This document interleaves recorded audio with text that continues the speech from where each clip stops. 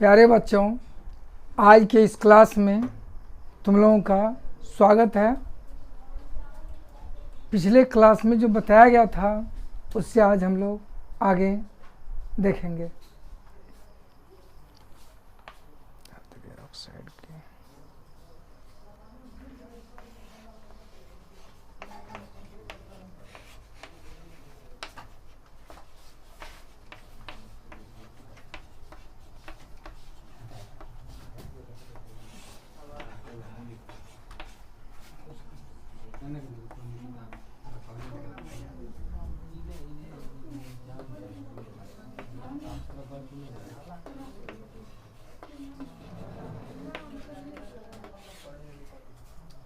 Point है, धातु के ऑक्साइड की अम्ल से अभिक्रिया।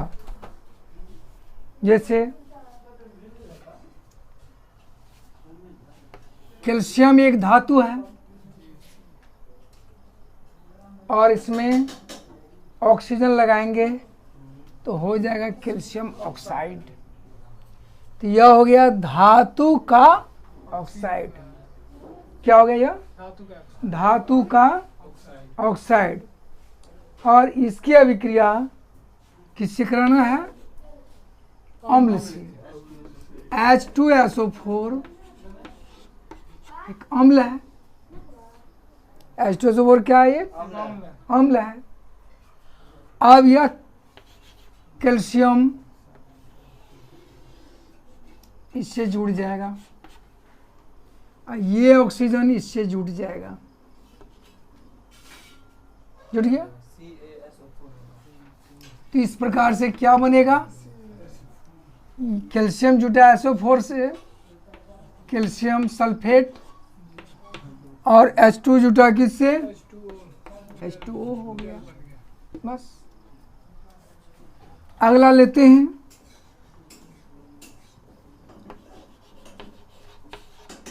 क्या हो गया यह? Magnesium oxide. मैग्नीशियम धातु है और उसका क्या लिए? ऑक्साइड, यानी ऑक्सीजन से ज्वाइंट रहता है, ऑक्साइड कहलाता है। और इसकी अभिक्रिया किससे कराना है? अम्ल से कराना है। तो अम्ल हो गया H2SO4। तो H2SO4 लिए, तो इसमें भी यह ऑक्सीजन इससे जुटेगा और Mg जुटेगा इससे। तो मैग्नीशियम किससे जुटा? SO4 से, यानी सल्फेट से। तो मैग्नीशियम सल्फेट।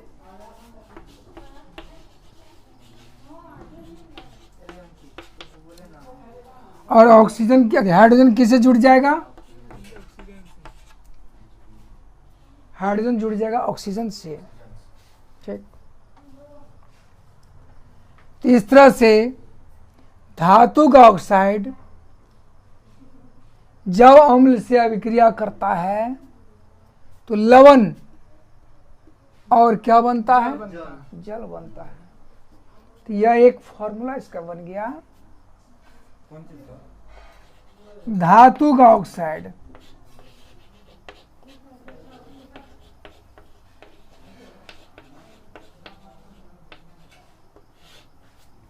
जब अभिक्रिया करेगा किससे? अम्ल से क्या बनेगा? लवण और जल।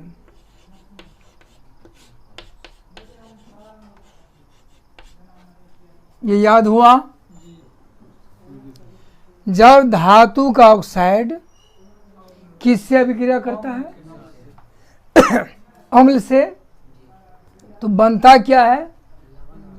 लवण और जल बनता है। फिर से इसको रिपीट कर लें। धातु का कौन चीज? ऑक्साइड। और किससे अभिक्रिया करता है? अम्ल से। तो बनता क्या है? लवण और जल बनता है। समस्या तुम लोगों को आई होगी, ये सब जो सूत्र लिखा गया है इसमें इसके लिए एक वीडियो डाला गया है सूत्र बनाने का, दूसरा वीडियो फिर मैं भेज रहा हूँ। 7-8 वीडियो जब डाल देंगे तो सूत्र संबंधी समस्या समाप्त हो जाएगी। जब तक ये समस्या समाप्त नहीं हो रही है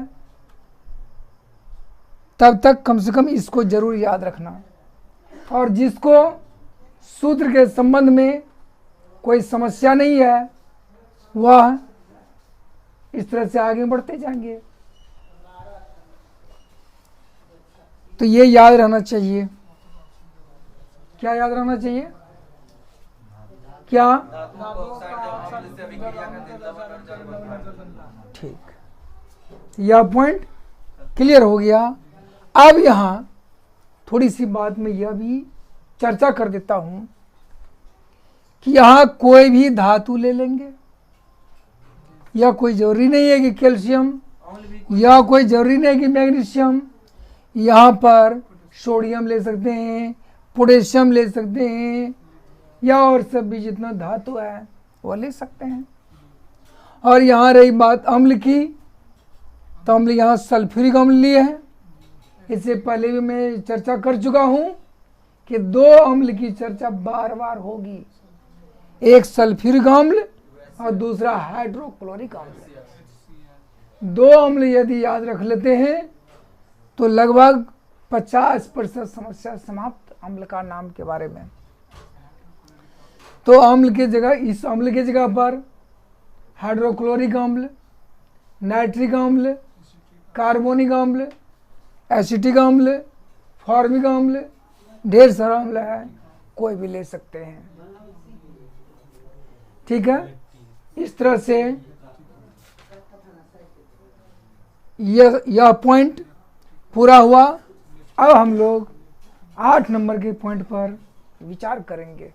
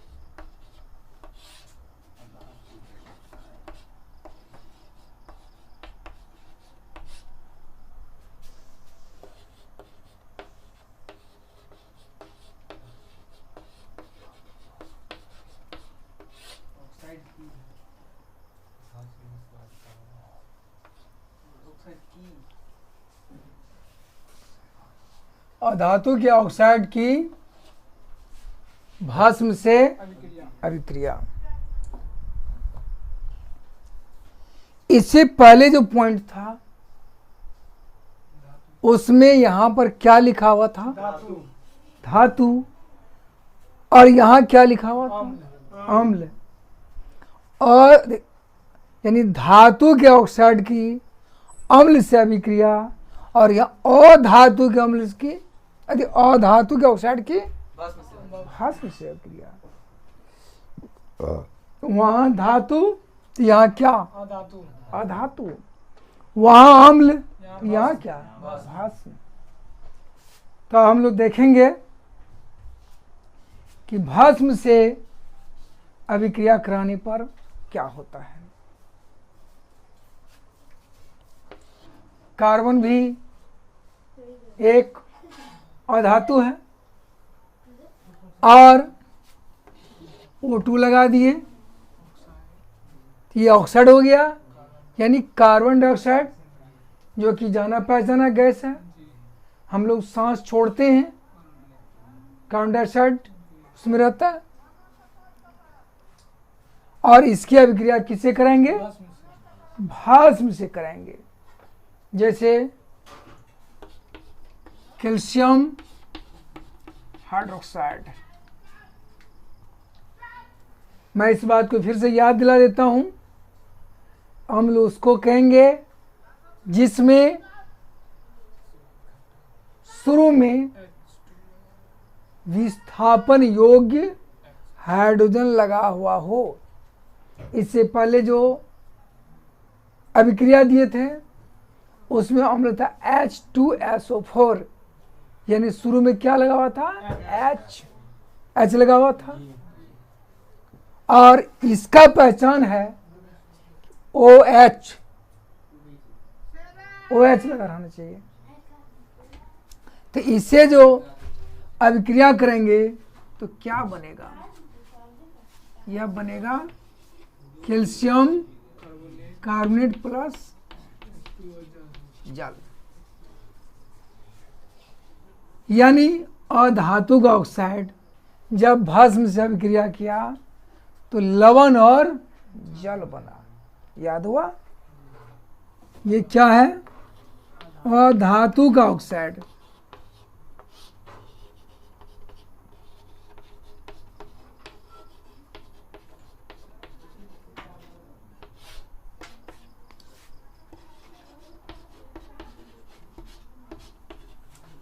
क्या बनेगा? लवण प्लस जल।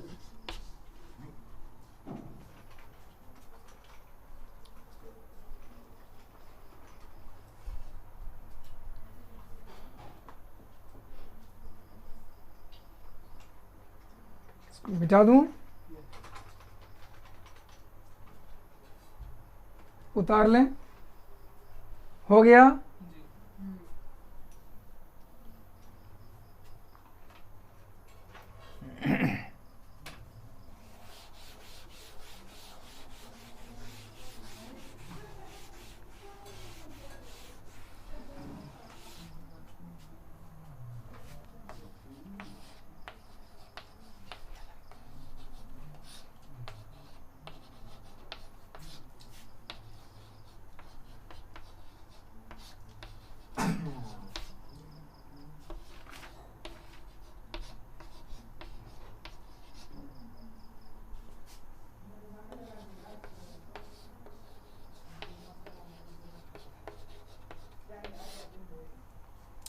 यहाँ है अम्ल तथा भस्म की जल से अभिक्रिया।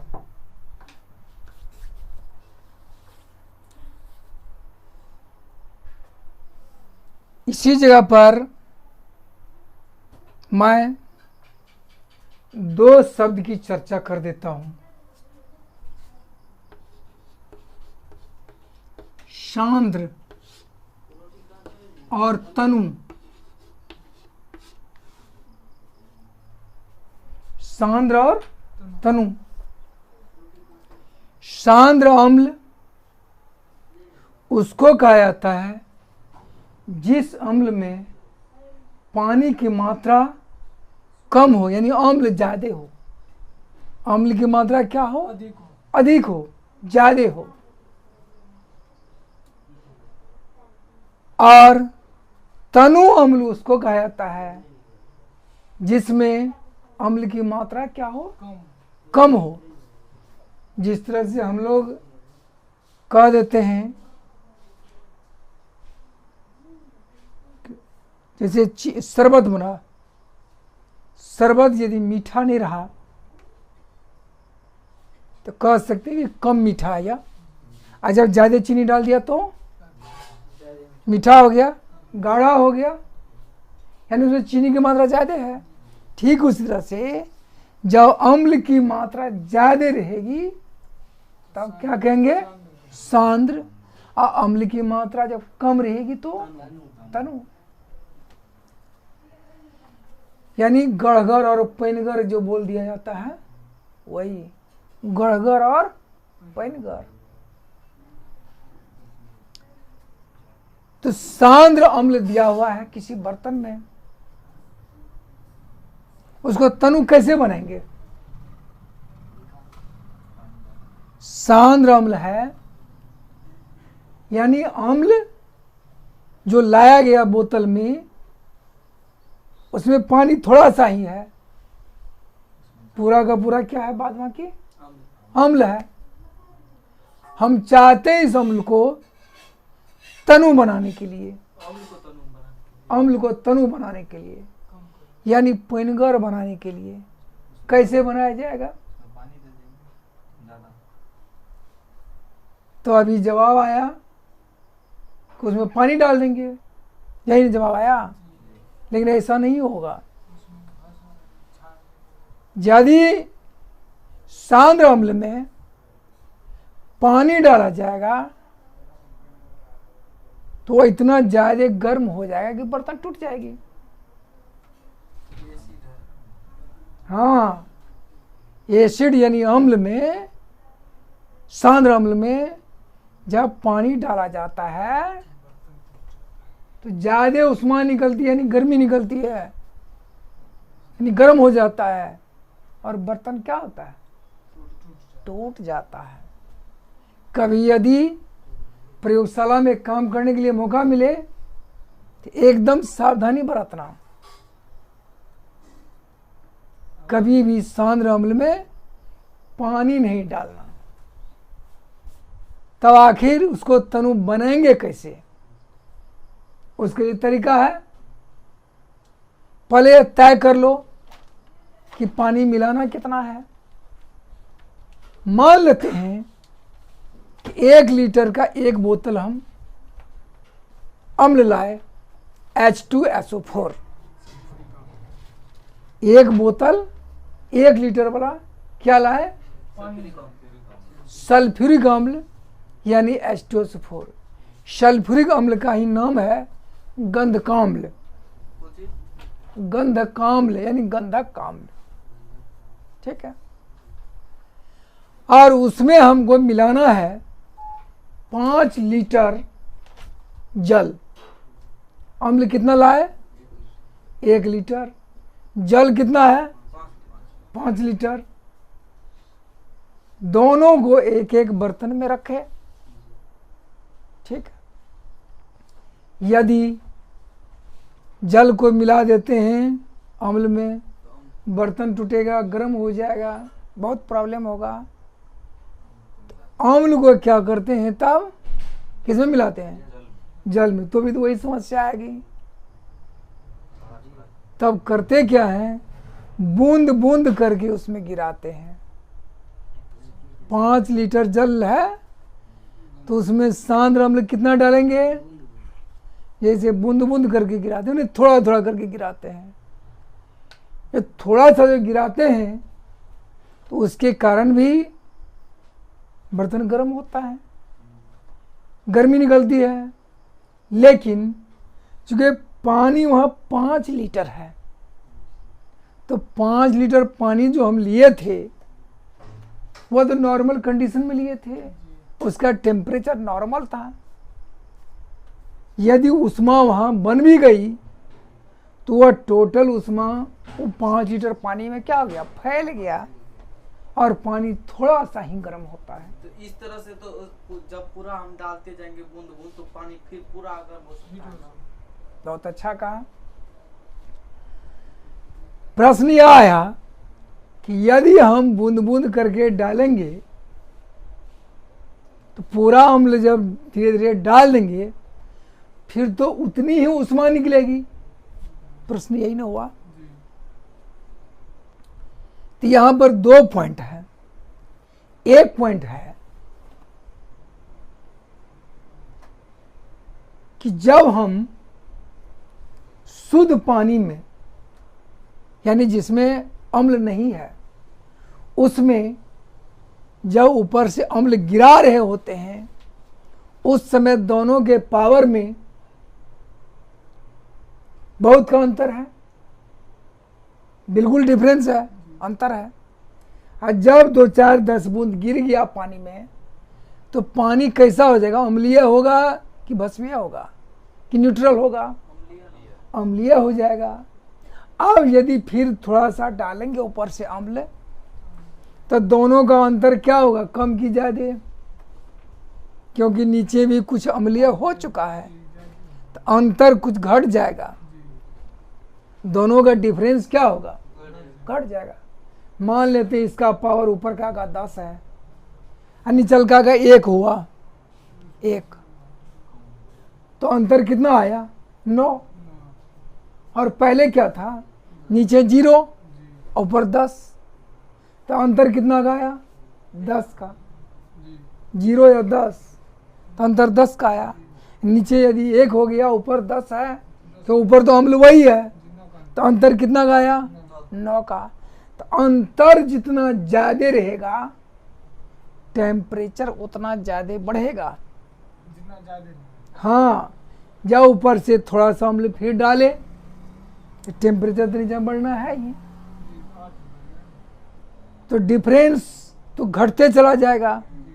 घटेगा कि नहीं घटेगा? चला जाएगा। नीचे वाला धीरे धीरे बढ़ते चला जाएगा और डिफरेंस क्या होगा, घटते चला जाएगा।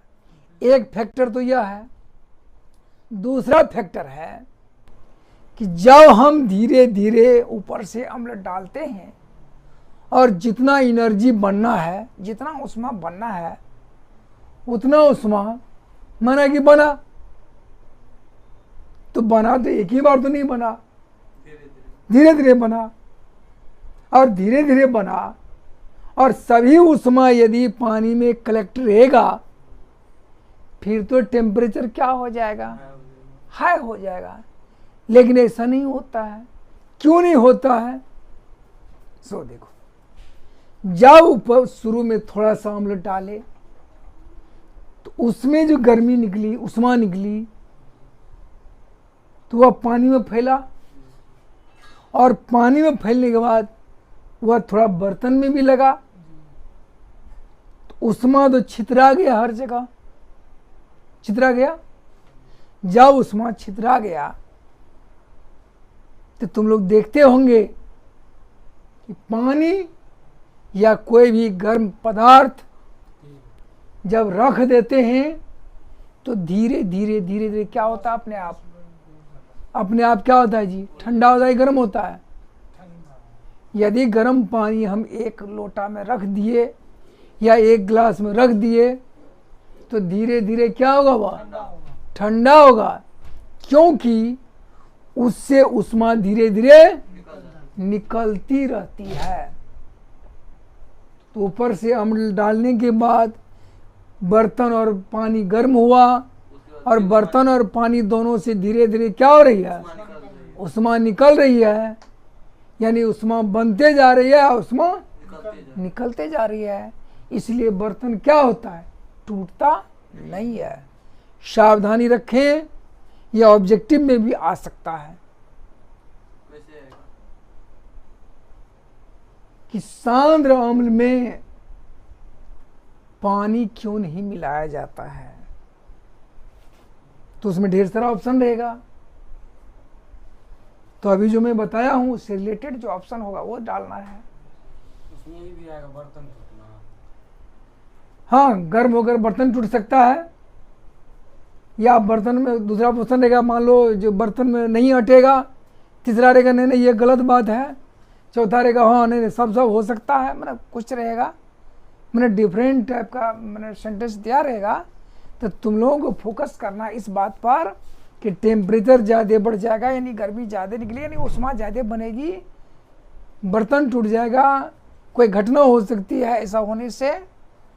तो ये सब उसमें फोकस करना है। यह तो हो गया उष्मा के बारे में, बर्तन टूटने के बारे में। लेकिन उसका जो आयन होता है वह कैसे चेंज होता है इसको देखेंगे। अम्ल को किसमें घोलना है, किसमें, अम्ल और भस्म दोनों को जल में। तो अम्ल को भी जल में और भस्म को भी जल में। तो अम्ल को जल में घोलते हैं। जल का सूत्र क्या होता है, H2O। डालना क्या है, कोनो अम्ल डाल देते हैं। कौन सा अम्ल हो गया यह, हाइड्रोक्लोरिक अम्ल। फिर से मैं कह रहा हूं, दो अम्ल याद रखना, सल्फ्यूरिक अम्ल और हाइड्रोक्लोरिक अम्ल। हाइड्रोक्लोरिक अम्ल। तो हम लोग यह भी जानते हैं अम्ल वह है जिसमें क्या हो, विस्थापन योग्य HO यानी हाइड्रोजन हो।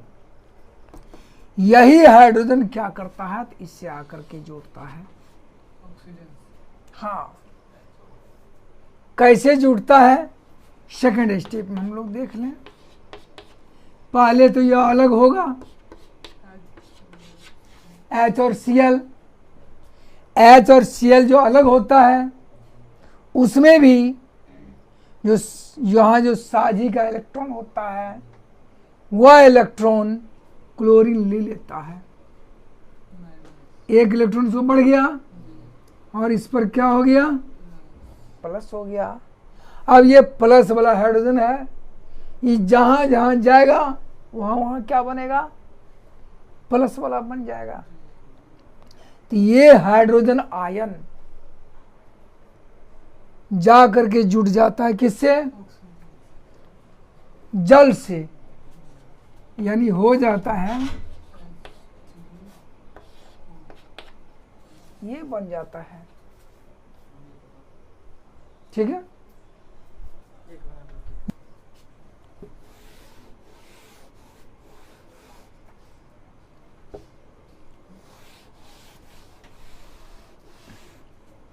और इन सब बातों को एक जगह करके लिखते हैं।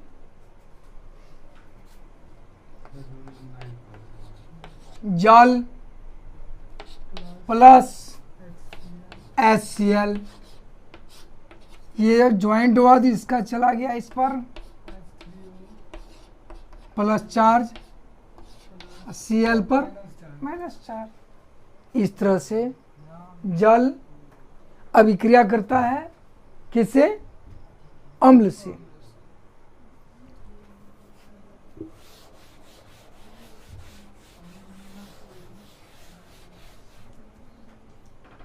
अब हम देखेंगे कि भस्म जल से कैसे अभिक्रिया करती है। यह है सोडियम हाइड्रोक्साइड, यानी हो गया सोडियम OH हो गया हाइड्रोक्साइड। सोडियम हाइड्रोक्साइड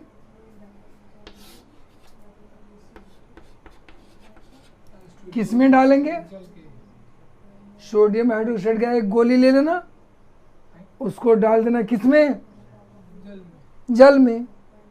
ऐसा करने से सोडियम आयन अलग, OH आयन अलग, और साथ साथ उष्मा यानी गर्मी निकलेगी। यानी दोनों ही स्थिति में, चाहे हम अम्ल की अभिक्रिया जल से करावें या भस्म की अभिक्रिया जल से करावें, दोनों ही स्थिति में उष्मा निकलेगी। यानी बर्तन और पानी दोनों क्या होगा, गर्म होगा। ठीक, इस तरह से यह पॉइंट समाप्त हुआ।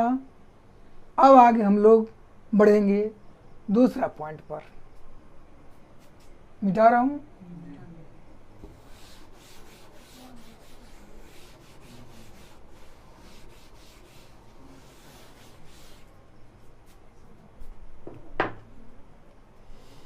अम्ल तथा भस्म की शक्ति।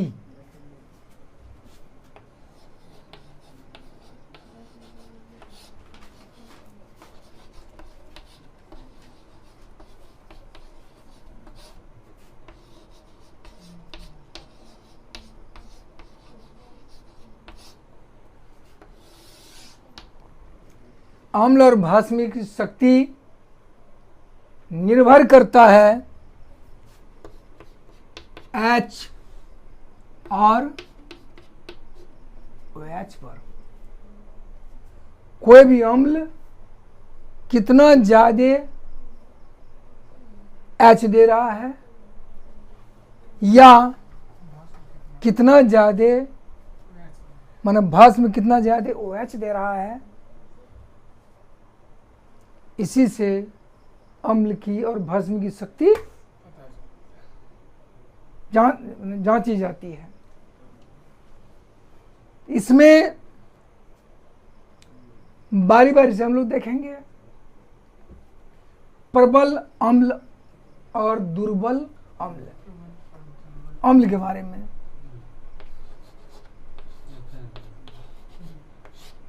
प्रबल अम्ल और कौन सा? दुर्बल अम्ल।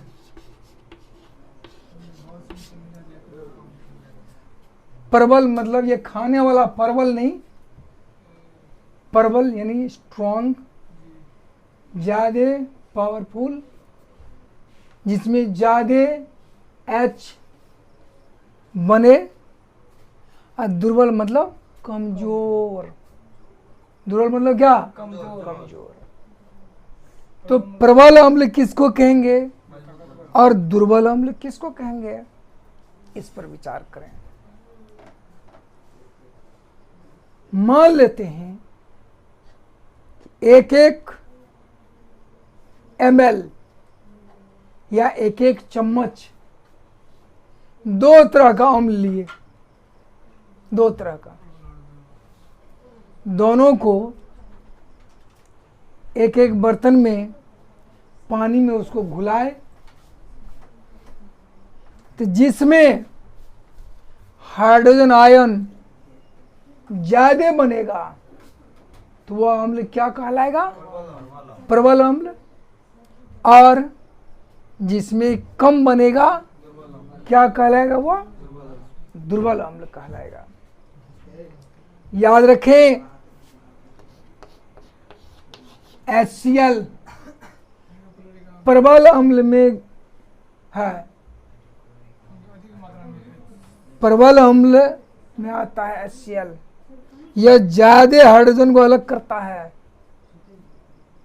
यानी इसका हाइड्रोजन सब मान लो यदि 1 करोड़ है HCl, तो मैक्सिमम कोई क्या करेगा? ये अलग कर देगा।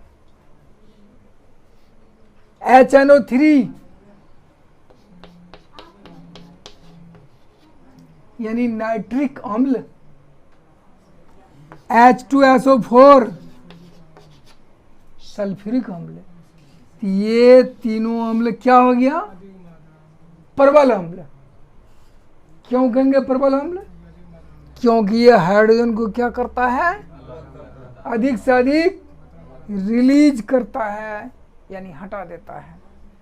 ठीक है। NHO3 का क्या बोलेंगे? HNO3 इसका होता है नाइट्रिक अम्ल, HNO3 इसका होता है नाइट्रिक अम्ल। H2CO3 ये आता है किसमें? दुर्बल अम्ल में। किसमें आता है? दुर्बल अम्ल में। CH3COOH ये आता है किसमें? दुर्बल अम्ल। यहाँ ये वाला है, ये हाइड्रोजन इसका अलग होता है। ये H ख्याल रखना। हाँ, यह H अलग होता है इसका। नहीं, ये नहीं, ये अलग होने वाला हाइड्रोजन ये है। और सब में तो यहाँ क्लियर है। इसमें चूंकि यह ऑर्गेनिक कंपाउंड का है, तो ऑर्गेनिक कंपाउंड का कंपाउंड में वो दिया है। इसी में है H। कार्बनिक यौगिक में थोड़ा अलग नियम होता है, इसमें अंतिम में H लगा रहता है। वैसे इसका जो चैप्टर जो पढ़ेंगे तो उसमें हम डिटेल से चर्चा इस पर करेंगे। कभी H हटा दे तब इसका नाम क्या होगा? एसीटेट हो जाएगा। हाँ, वो सब आएगा आगे। तो इसमें क्या देखे? प्रबल अम्ल और दुर्बल और दुर्बल अम्ल। अब आगे देखते हैं।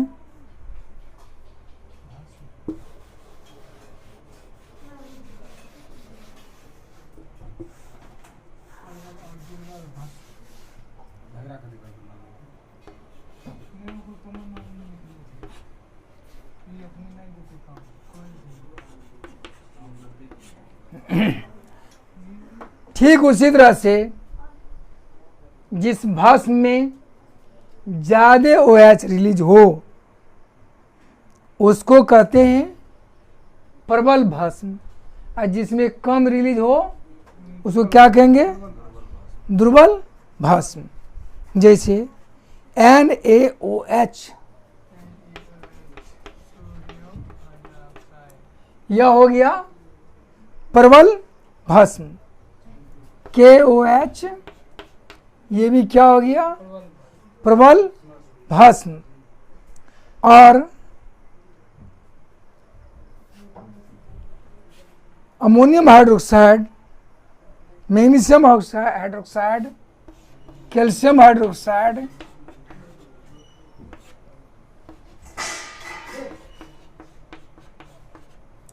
ये सब किस में आएगा? दुर्बल भस्म में। यानी इसको जब पानी में घोला जाता है तो कुछ CaOH ऐसे ही रह जाता है, अलग अलग नहीं होता है, कुछ बच जाता कुछ बच जाता है। जैसे मान लो 100 CaOH लिए, 100 में से यदि 60 CaOH टूट गया और 40 बच गया तो 100 में कितना टूटा? 60 टूटा। अब मान लो इसमें आते हैं 100 में यदि 90 टूट गया तो बचा कितना? 10 तो ज्यादा OH किस में बना? दुर्बल इसमें बना कि उसमें बना? दुर्बल इसमें बना। इसीलिए से तो जिसमें ज्यादा OH बनता है तो उसको क्या कहेंगे? प्रबल भस्म। और जिसमें कम बनता है उसको क्या कहते हैं? दुर्बल भस्म। तो आज बस इतना ही। तुम लोग खुद भी इसको बार बार देख लोगे और दूसरे विद्यार्थियों को भी शेयर कर दोगे, वह भी इंतजार कर रहा है।